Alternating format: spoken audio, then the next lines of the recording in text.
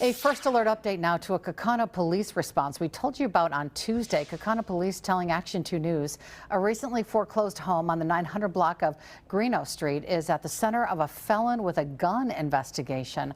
Officers say they first got an anonymous tip from the Bureau of Alcohol, Tobacco and Firearms and Explosives back in June that a convicted felon was living at that Grignon Street address and had firearms. Police could not reach anyone at the home at the time.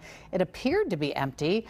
On July 13th, officers responding to a civil property dispute at the home learned about gun safes, ammo, possible artillery shells inside.